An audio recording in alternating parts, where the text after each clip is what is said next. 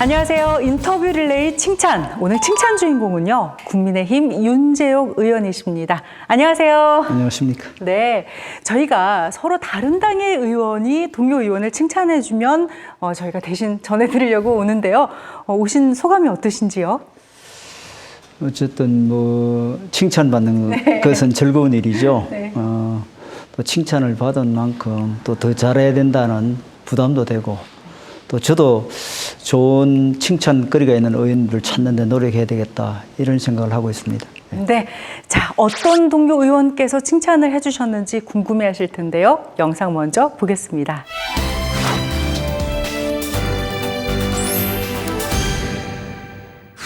네, 윤재옥 위원장님, 김배옥입니다.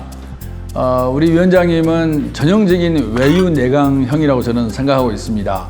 온화한 미소와 합리적 성품으로 우리 정무위원회를 잘 이끌어 주셨습니다.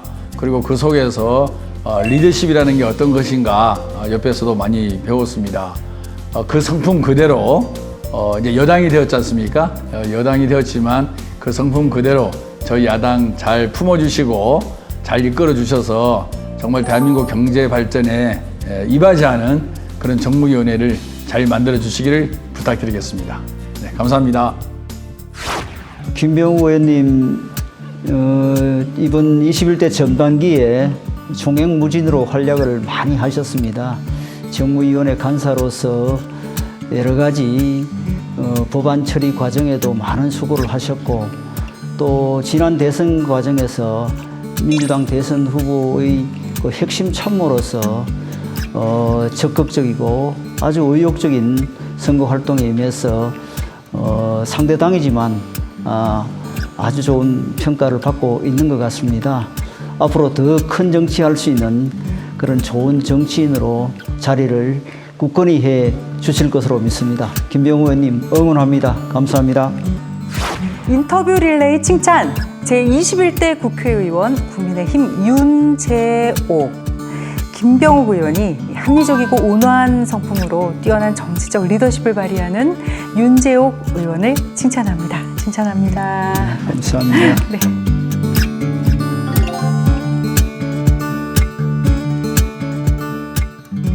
네, 이제부터 좀 본격적으로 윤재옥 의원님에 대해서 이야기를 나눠보도록 하겠습니다.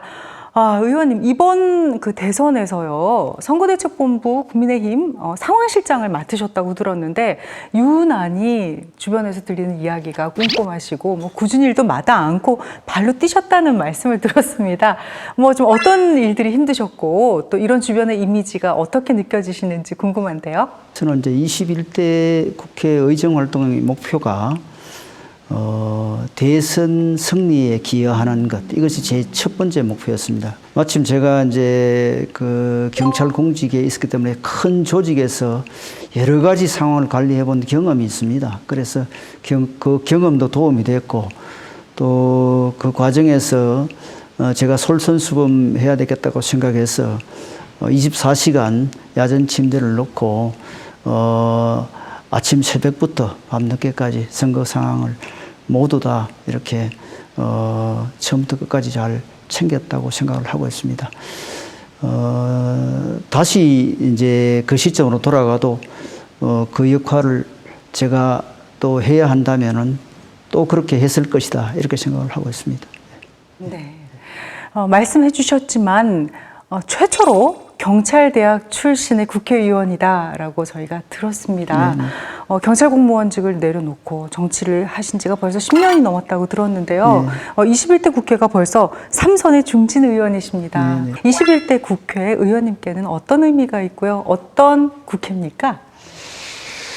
우선은 제가 선수가 쌓이면서 정치적인 책임이 더 커졌다고 보고, 또 초재선 의원 때는 뭐 열심히 하는 걸로 또 그 국민의 기대에 일정 부분 보답이 되었지만, 이제 선수가 쌓이면은 열심히 하는 것 이상으로 크고 심각한 국민의 그 정말 아프고 가려운 데를 해결해 주는 그런 이제 문제 해결, 또 결과로 보답하는, 더 큰 결과로 보답하는 그런 그 부담을 가지고 있습니다.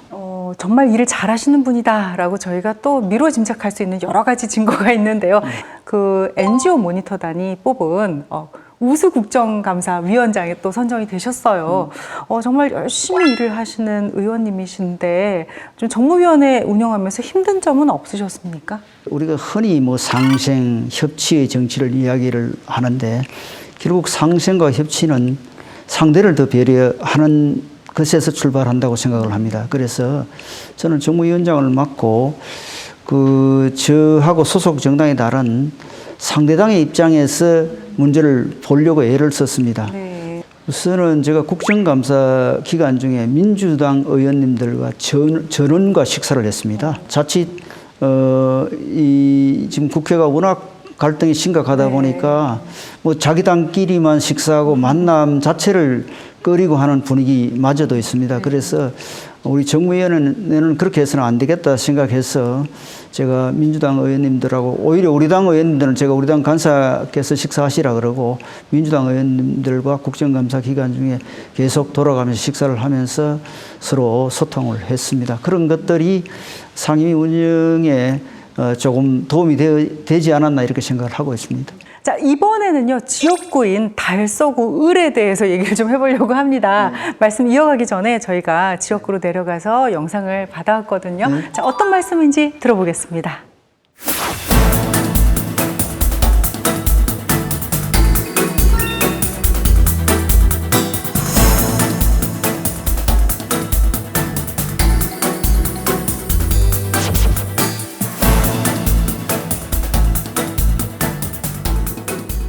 원래부터 상하로가 정체가 있어서 주민들이 좀 정체가 풀렸으면 좋겠다라고 생각을 하고 있었습니다. 하지만 그 2013년에 앞산터널이 개통이 되고 또 2014년에 테크노폴리스로가 개통이 되면서 이 정체가 극심해졌는데요. 아무리 정체가 극심해도 이 4.3km나 되는 도로를 어떻게 이게 한 번에 개선이 될 수 있을까, 거기에 대해서 많이 사람들이 고민을 하고 있었습니다.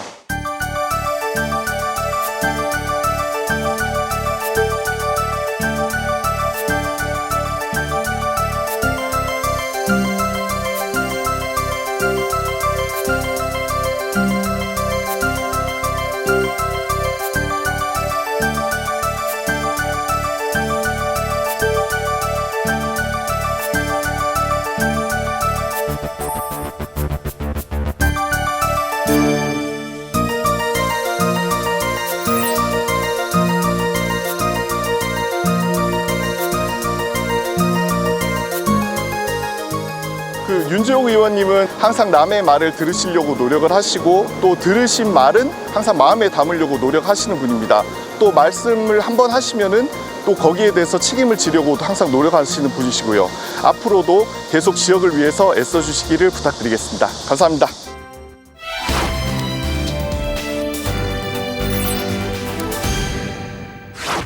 네, 이 대구의 상습정치 구간 상화로 정말 유명하더라고요. 이게 30년 동안 이런 불편함이 토로가 되고 있다라고 하는데 어떻게 과정을 풀어가셨는지 좀 설명을 부탁드릴게요. 이게 왜 30년 동안 해결이 되지 않았냐 하면은 워낙 비용이 많이 듭니다. 최소 3천억 정도 예산이 필요한 사업인데다가 또 그동안에 이 정체를 해소하기 위해서 뭐 고가도로로 계획을 했었는데 지역 주민들이 이제 고가도로로 하면은 소음이라든지 또 생활 불편이라든지 상권이 또 이렇게 나누어지는 그런 여러 가지 문제가 있어서 지난 20여 년 전에 이 사업을 추진하다가 고가도로에 대한 반대 민원에서도 중단된 적도 있습니다. 그래서 이 문제를 근본적으로 해결하기 위해서는 지하로 이 입체화를 해야 이 정체 문제도 해소하고, 그래서 최초에 고가도로로 계획이 되어 있었습니다. 이것을 2,800억 정도 예산이 되는데 여기에 한 500억 정도 또 지하로 하면 돈이 추가로 듭니다. 그 예산 당국의 반대가 심했습니다. 그래서 이것을 설득을 해서 어쨌든 500억을 추가로 확보해서 금년 3월에 드디어 지하화하는 그 입체화 사업이 이제 착공을 했습니다. 완공이 되면은 그야말로 30년 지역의 해묵은 수건 사업이 해결되는 그런 정말 큰 그 결과를 만들어냈습니다. 예. 그 밖에도 좀 이런 추진력이시라면 지역 주민을 위해서 좀 많은 일을 하시지 않을까 싶은데 좀 소개를 부탁드릴까요? 우선은 이제 뭐 우리 지역 특성상 교통이 가장 그 지역 주민들이 관심 사항입니다. 고속도로 접근성이 너무 좋지 못해서 출근 시간에 많은 주민들이 고속도로에 진입하는데 30분 이상 걸리는 그런 불편을 겪고 있어서 IC를 그 하나 더 만들어서 숨통을 좀 더 드려야 되겠다 생각해서 유천 IC를 이제 만들었습니다. 또 우리 지역에 그 지하철 차량 기지가 있습니다. 울배 차량 기지라고 도심 한가운데 위치해서 여러 가지 그 지역 발전에 장애물이 되고 있습니다. 그래서 이것도 이전을 해서 그 지역에 우리 지역 주민들이 이용할 수 있는 힐링 공간이라든지 문화시설을 유치해서 더 좋은 또 더 살기 좋은 그런 지역을 만들기 위해서 제가 최선을 다할 생각입니다. 네. 자, 이번에는요, 좀 법안 발의에 대해서도 말씀을 좀 들어보고 싶습니다. 자, 그러기 전에 또 영상을 준비했습니다. 함께 보시죠.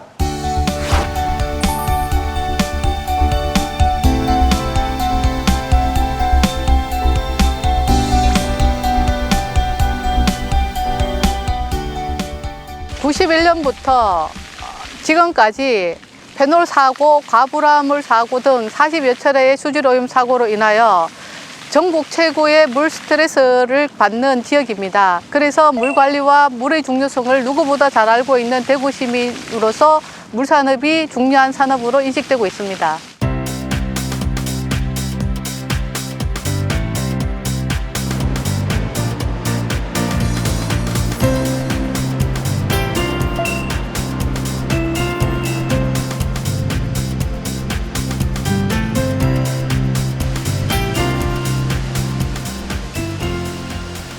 (19년 6월) 준공 이후에 약 3년 만에 입주율 91%를 달성하여 목표를 초과하여 달성하였습니다. 또한 환경부에서 지정하는 혁신형 물기업 그리고 거린유대일 유망기업의 입주기업이 각각 16개사 그리고 7개사가 선정된 바 있습니다.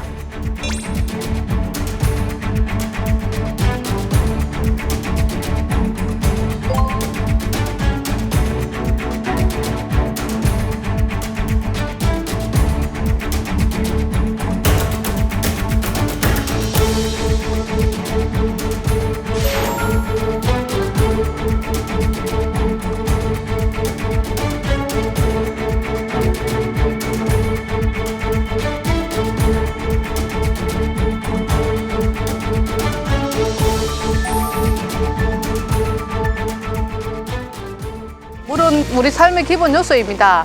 그런데 거기에 대한 중요성을 제대로 인식을 못했는데 기술개발, 사업화, 물 관리에 대한 사업을 체계적으로 지원을 하고 관리를 할 수 있는 법안이 윤재욱 의원님이 마련해 주셔가지고 물 산업의 발전과 관리에 초석을 이뤘다고 생각을 합니다.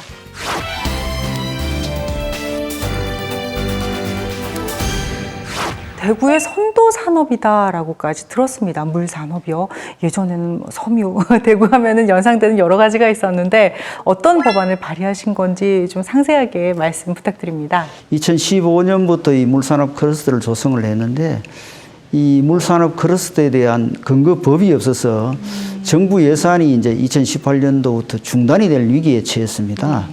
제가 마침 그때 원내 수석 부대표를 하고 있었습니다. 그래서 근거법을 만들었습니다. 그래서 물산업 클러스터가 계속 유지될 수 있는 그런 이제 상황을 만들어냈고 21대 국회에 와서 또 제가 발의해서 통과된 법안의 개정안을 냈습니다. 1호 법안으로.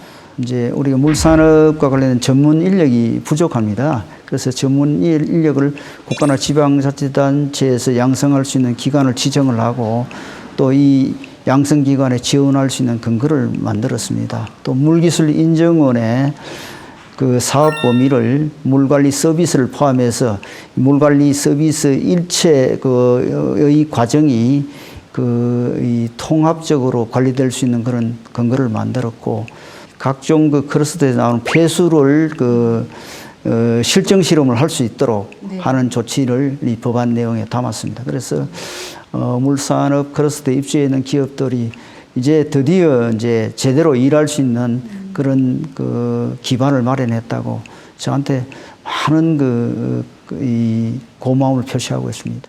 네, 의원님과 말씀을 나누다 보니까 정말로 이 일에 대해서 꼼꼼하시고 또 차분하고 많은 부분 정말 정확하신 분이다라는 생각이 드는데요.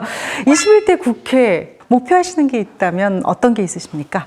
국민이 이제 국회에 대한 기대나 또는 우리 정치가 앞으로 어떻게 변해야 되는지 국민들이 요구하는데 우리가 응답을 해야 된다고 생각합니다. 그래서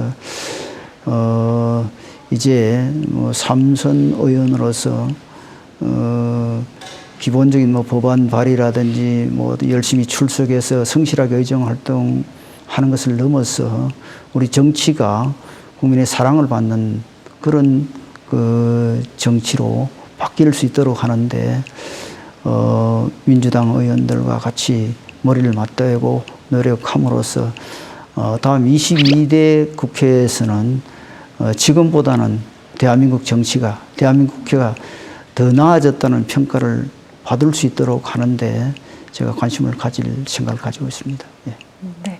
무엇보다 이 국회의원으로서, 정치인으로서 좀 사명감이 느껴지는 대답이셨던 것 같아요. 네, 그렇습니다. 예. 자, 마지막 질문이 되겠는데요. 저희 인터뷰 릴레이 칭찬에 추천해 주실 의원님은 누구실까요? 저는 진선미 의원을 추천을 하고 싶습니다.